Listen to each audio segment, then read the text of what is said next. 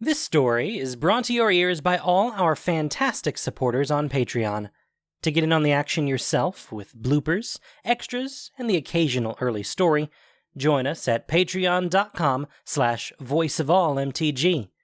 For more stories or just a chat, visit voiceofallmtg.com or find us on Twitter at voiceofallmtg. And now, Voice of All presents Beneath Riverroot Tree, Episode 3 of Zendikar Rising Extras by A.Z. Luis.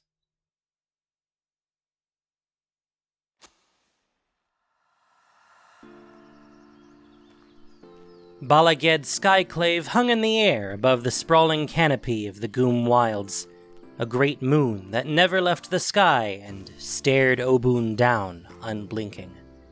It dared him to admit defeat and return to the core city above.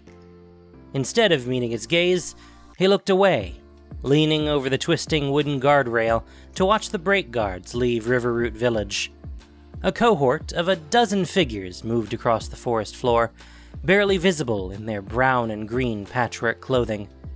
They vanished in a few moments on their way northward, leaving him on the outlook to be kept company by his anger and the leader of Riverroot clan. Give them time, Obuun. Why should I give them anything, Nizan? Obuun swatted irritably at a moth fluttering around his long ears. I should be down there with them, fighting Zendikar. The Zendikar took my parents from me, and now the break guards are taking my chance to fight back. Obuun, I know you think that avenging your parents will heal the link with your ancestors. It may well. But you don't know the Goom Wilds like the break guards do. And nobody can be spared to be your wet nurse out there. If you die with no connection to your ancestors, your soul will be lost. If you live, the Wilds will take something from you besides your life. They always do. You think I don't know that? The Wilds had already taken both of his parents. What else could they take? It's worth the risk to prove myself. Nizan gave him a condescending shake of the head.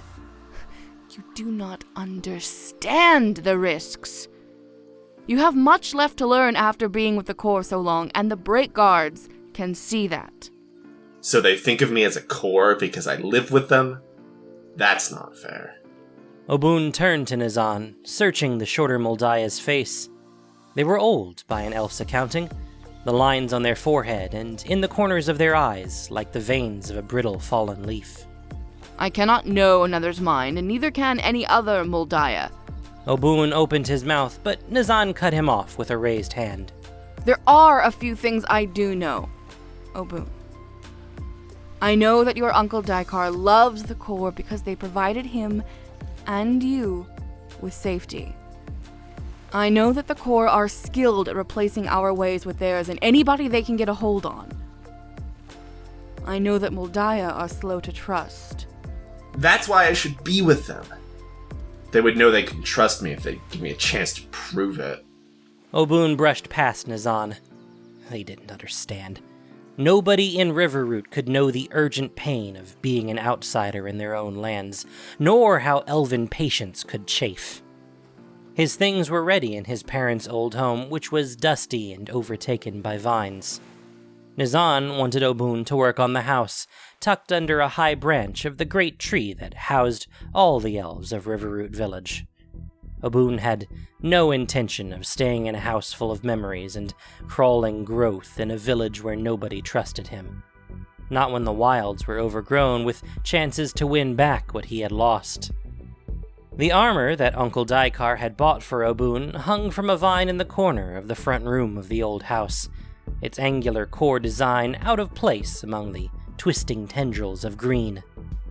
Coming here was, in its way, a betrayal. Daikar had given him everything, but Obuun couldn't stand to be severed from his ancestors for a moment longer.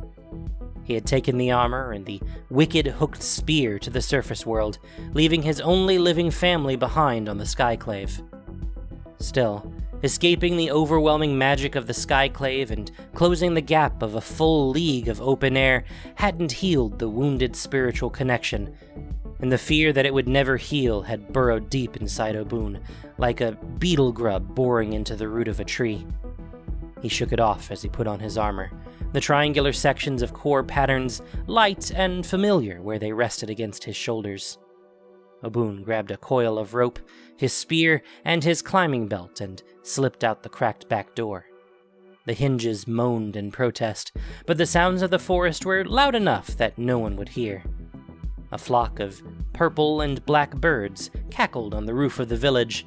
Insects buzzed and fed on glowing algae in the bog that sprawled behind the village, and children shrieked somewhere below. Nobody would notice one elf gliding down a rope from platform to platform, avoiding the ladders and lifts that led to the ground. The earth was soft, Obuun's steel boots making no sound in the fallen leaves that slowly rotted into rich earth. He had come down in the only clear area beneath the village, where ash was layered with fresh, wet leaves to keep the cremation fires from spreading through the underbrush. The soot of generations of dead bruised the Riverroot tree's bark, and though Obuun couldn't connect with his ancestors, he felt the ache in his soul. First his father, and then his mother, had disappeared years ago, never burned here to release their spirits to the village above. As Obuun slipped through the brush, passing trees dwarfed by the Riverroot tree's massive size, he wondered whether his connection had been wounded too many times and would never heal. He'd once broken his left wrist twice. The new bone snapped like green wood barely a month after the core healer had laid on hands. It would never be quite right, still crooked over a decade on. It reminded Obuun of its weakness every so often, paining him when the weather changed, just as Riverroot Village reminded him of what he had lost. But it was better to be here and free than to be comfortable up in the Skyclave. At least the break guards who had rejected him were honest in their coldness. The core would smile to an outsider's face and stab them in the back when they didn't adapt. Obuun had conformed like the massive lichens that hugged the trees, flattening himself out and dressing in core clothes, painting his face with core symbols. He had done it just this morning, forgetting that it was no longer necessary. The air was humid beneath the canopy, and the paint was soft against his warm skin, so he scrubbed it away with the back of his hand. He wiped his hands on his leather leggings as he walked, wondering at the ease with which he moved through the Goom wilds. The core and Uncle Daikar had both called the wilds impassable, open only to trained break guards like Aya, Obuun's mother. He wondered if she had felt like this moving through the wild, free and alone, unseen and unjudged by elven eyes, but watched from all angles by Zendikar's fauna. The air was full of the sense of decay, new growth, and something acrid. He was close to the Surikar lair. Obuun slipped behind a tree to mount an ambush. He'd bring proof of a Surikar kill back to the tree, and the break guards would have to let him come on the next expedition. They couldn't afford to leave behind someone capable of helping. Footsteps, soft and cautious. Obuun held his breath, straining his ears as something passed his hiding place on two legs. He peered around the tree, saw a sickly green Surikar shambling through the trees. It was the height of an average Mul Daya, but heavier, with a dewlap hanging down from its chin and a long tail that dragged on the ground. In one clawed hand, it held an elven spear that looked like it had spent the last 20 years at the bottom of a swamp. Obuun took his spear in an iron grip, light and dark alternating before his eyes as he darted through the trees after the Surikar. The sickly smell of the cave brushed over him like a beaded curtain, damp darkness enclosing him. He stalked the Surikar, slowing his pace on instinct while he waited for his eyes to adjust. Uncle Daikar's lessons may not have helped Obuun fit into Riverroot Village, but they could help him prove himself now. The Surikar must have heard the scuff of Obuun's heavy boots, for it turned as his spear whistled through the air, raising its weapon. Steel clashed against steel, throwing up sparks that lit the dim tunnel. The Surikar was stronger than he expected, almost knocking Obuun over with only a one-handed grip on its spear. Obuun's own hands were shaky, and he knew he had to kill the Surikar or escape before it killed him. Before he could decide which, it made a grating croak, taking a swing at Obuun's head and forcing him to duck. Fear gripped him by the guts, and he took off running to regroup. The weight of the Surikar brought him down to the ground after a few steps, almost bashing his head against a wall. He fumbled his belt for his knife and stabbed wildly over his shoulder, but the knife slipped from his hand and clattered into the darkness. Cold metal touched the back of Obuun's neck, and he froze, too afraid to move. The Surikar's bare, scaly foot jabbed into his ribs, turning him over. Its spear point dragged across his throat, leaving a hot line of pain in its wake. Obuun reached over his head, pushing off the wall. The slick surface of his armor slid easily across the ground, sending him between the Surikar's legs. He grabbed its tail, spines and serrations digging into his palms, and it was all he could do to hold on. The Surikar's muscular tail whipped Obuun into the wall, knocking him almost senseless before he crashed to the floor on his side. The Surikar raised its spear to strike, but the butt clattered against the wall of the narrow passage, giving Obuun's head a moment to clear. He stood and bolted again, crashing dizzily against walls lit by softly growing lichen. Within moments, Obuun was lost. The sounds of scales against stone, of growls, of butchery came from everywhere. Any direction he walked in would lead to a death beyond death, lost to both his ancestors and the living, and the thoughts made his stomach swim with nausea. When Obuun saw a small black gap in the stone and hard-packed earth, he scrambled inside to hide. Roots brushed the back of his neck, and a familiar voice echoed through off stone, soft as ripples of cool water running down his spine. Let her in. The shiver returned him to his senses, his breath calming and his heartbeat slowing. Obuun was turned around, but the stale air felt almost familiar. Was he beneath the Riverroot tree? Sure that stillness was death, Obuun eventually crept out of his hiding place. He prayed to the ancestors that his now clear eyes would be able to catch a hint of how to get out of the Surikar caves, though he had little hope. He had lived in the Skyclaves for too long, its magic eroding his connection to his own history, and his senses were little help. There was no breath of fresh air, and the roots that lined the walls were so thick and so sprawling that he couldn't tell which direction was which. Let her in. Perhaps that musical elven voice could guide him home, if he could find it again. The floor was uneven, and Obuun tripped often, the toe hooks of his boots catching on stone or hard earth. Once he fell hard on his belly, the hedrons of his armor slamming into jagged rock. A Surikar snarled in the gloom, but Obuun couldn't move, all the air knocked out of his lungs. He flopped like a landed mudfish, struggling for purchase on slick stones to drag himself to his feet and run as hard as he could.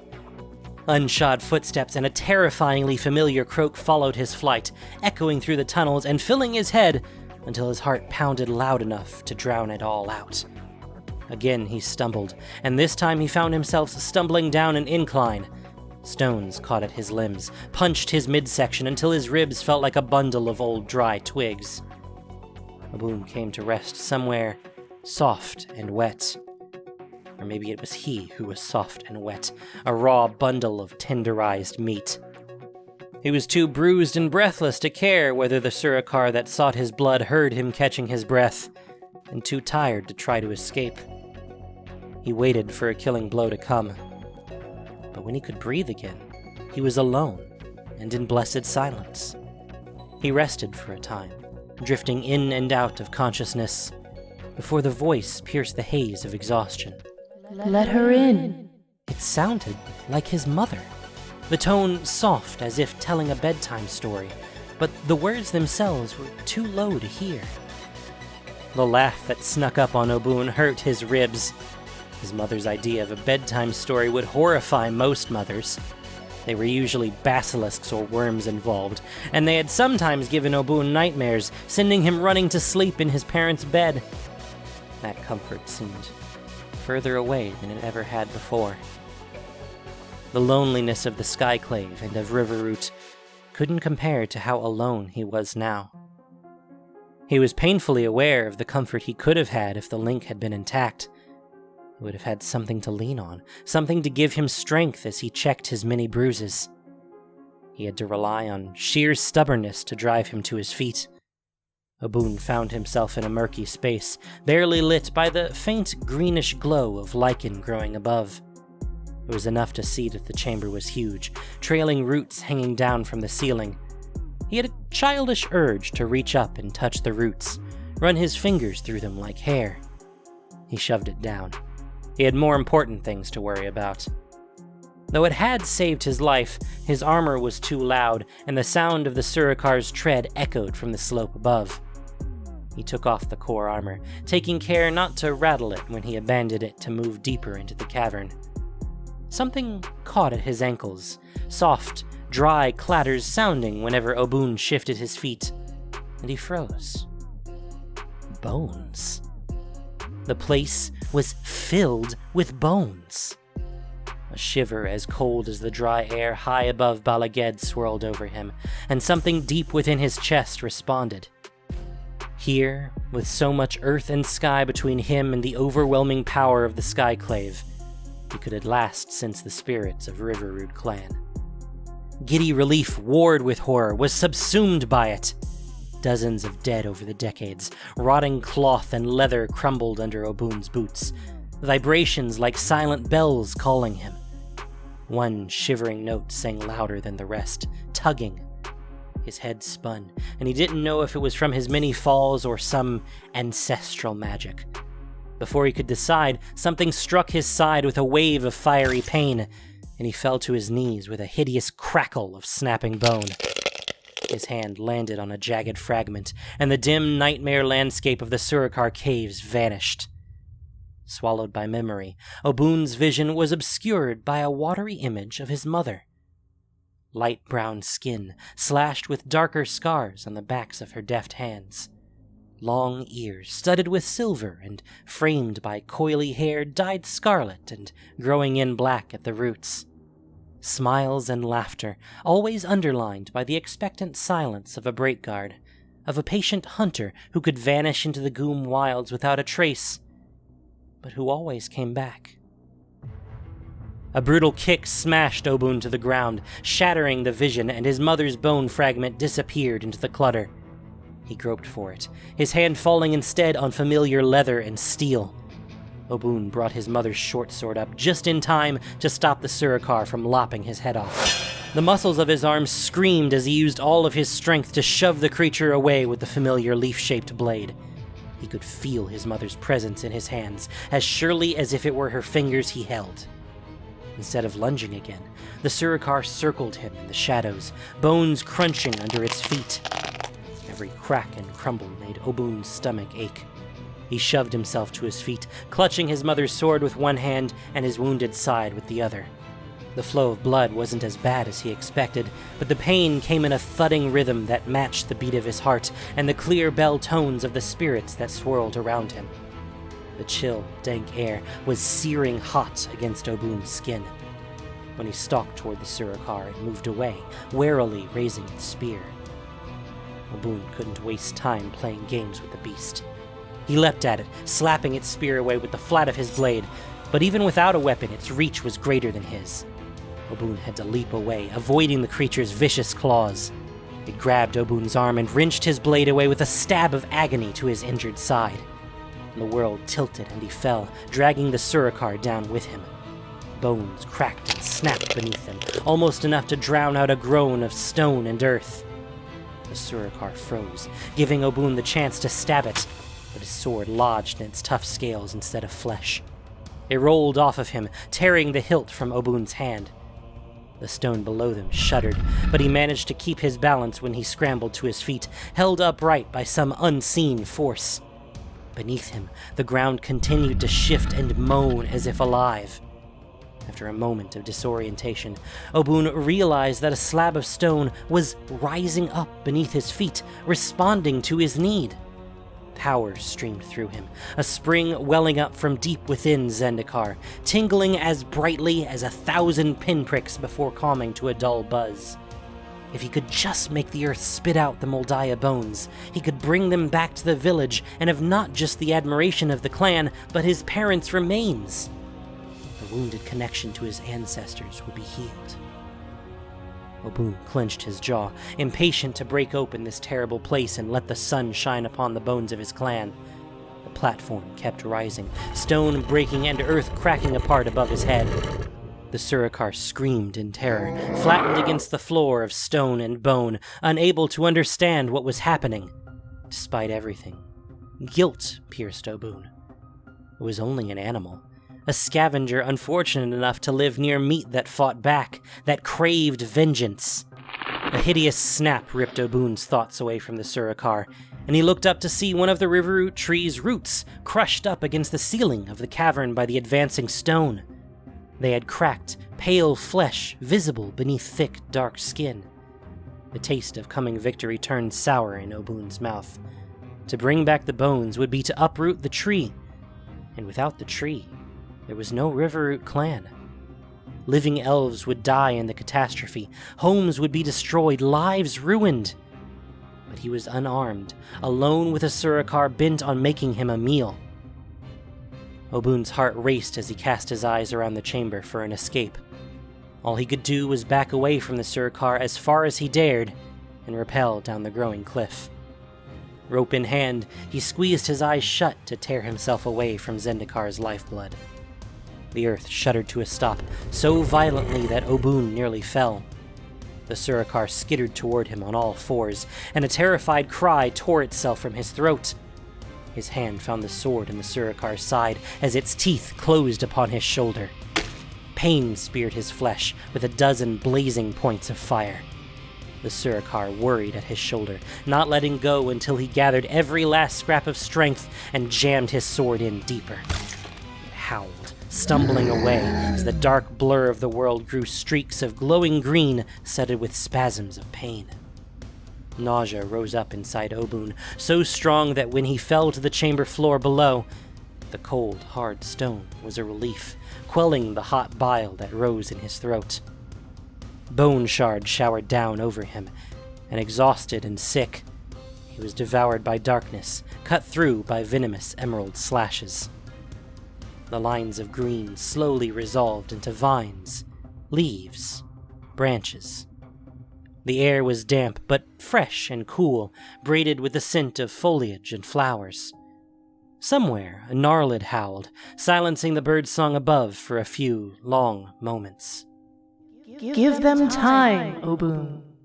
Obuun turned, anger rising up, to tell Nazan to keep their advice to themselves. It was his mother who stood behind him, now solid as the tree that surrounded them. She pulled her patchwork face mask down, bunching it beneath her chin, her mouth curving into a smile. Her red hair was hidden by a skull cap, her shoulders broadened by rope armor Obuun remembered watching her repair by lamplight when she was alive, before he had been taken from all he'd known and forced to live among the core, cut off from her, from the ancestors. I've waited so long. I know you have. They don't trust me. Obuun's voice broke, shattering against his anger, chipping away the armor that hid fear and hurt. He wished he could stuff it all back in, hide it, but it was a stinging wound that he could feel pulling his face into a grimace. I have to prove myself, Mother.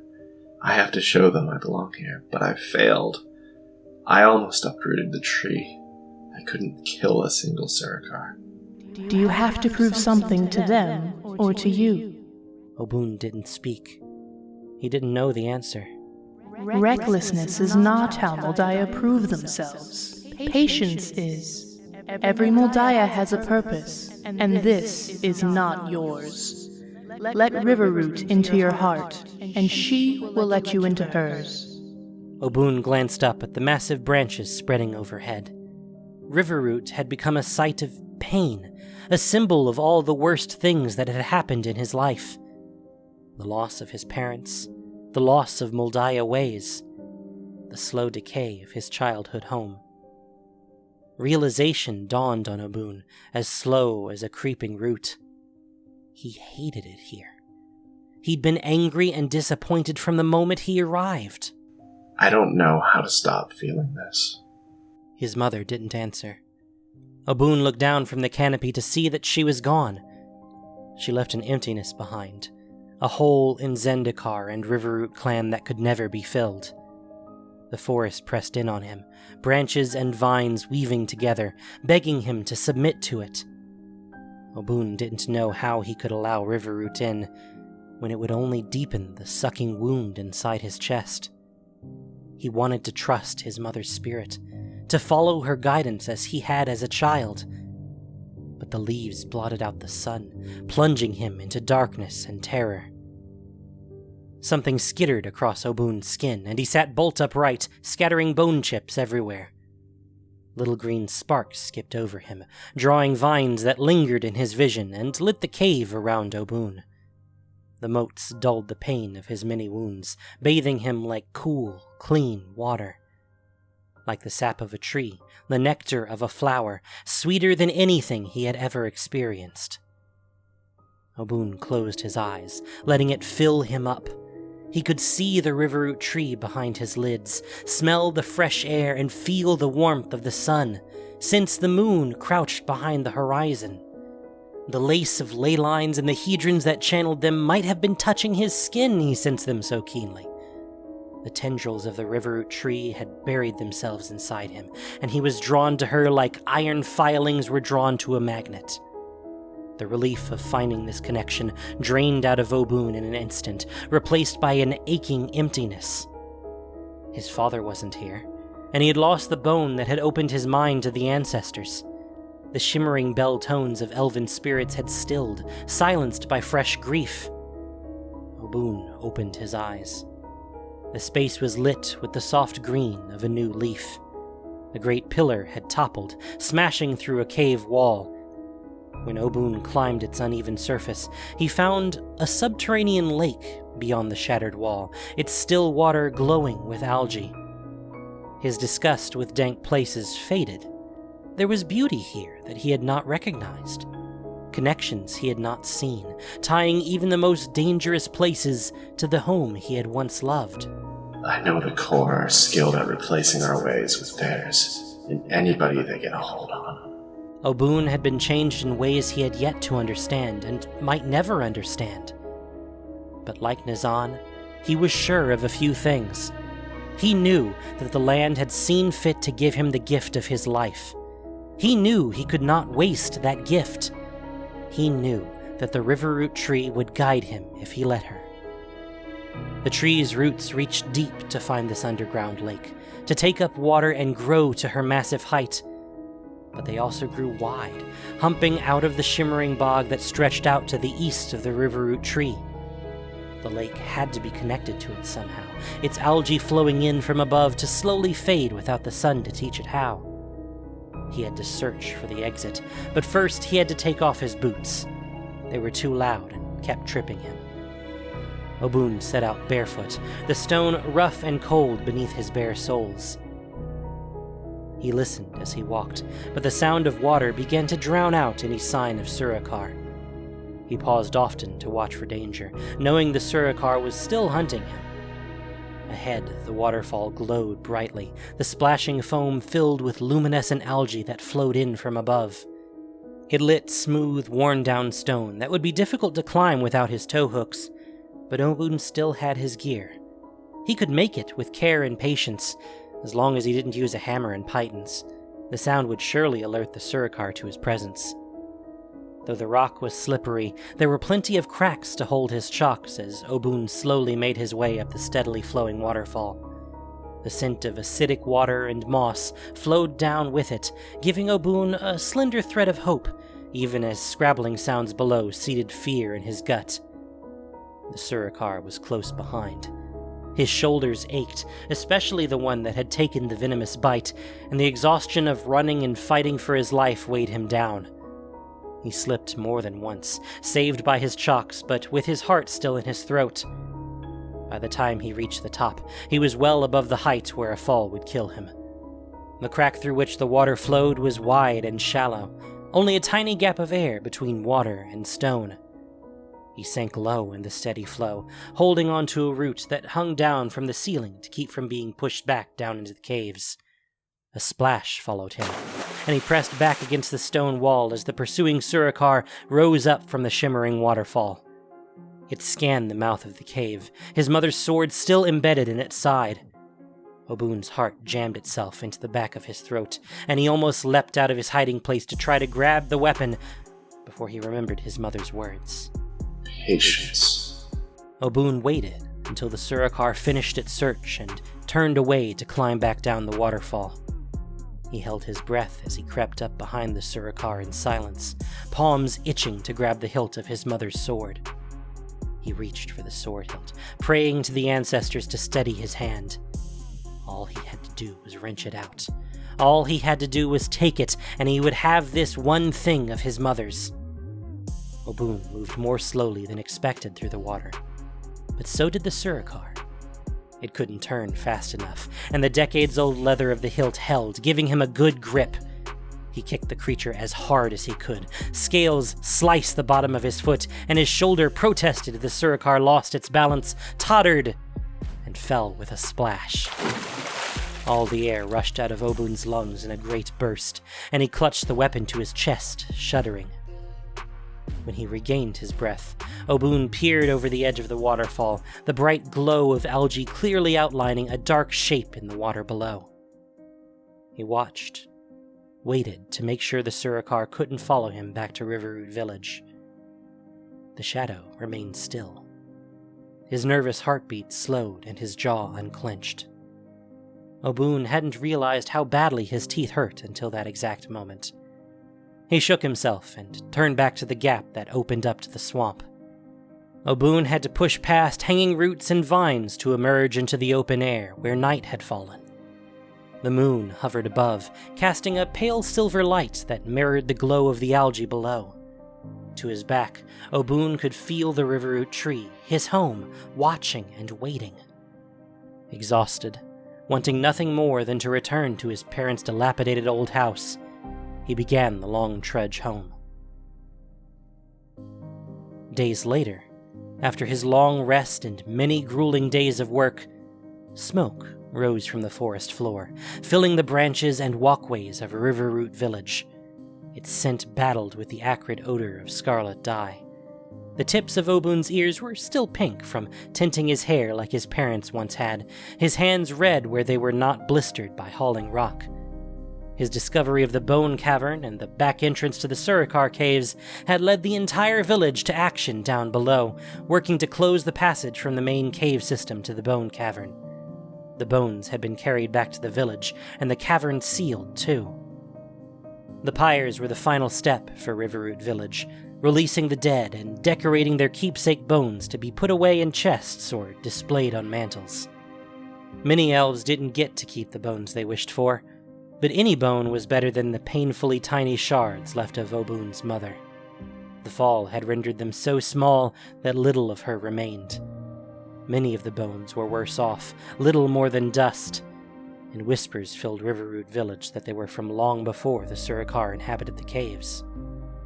As wisps of spirits filtered past, Obuun fingered the freshly wrapped hilt of the sword that he had found deep below the Riverroot tree. His mother's face resolved in the smoke, only to be blown away and reform, smiling, again and again.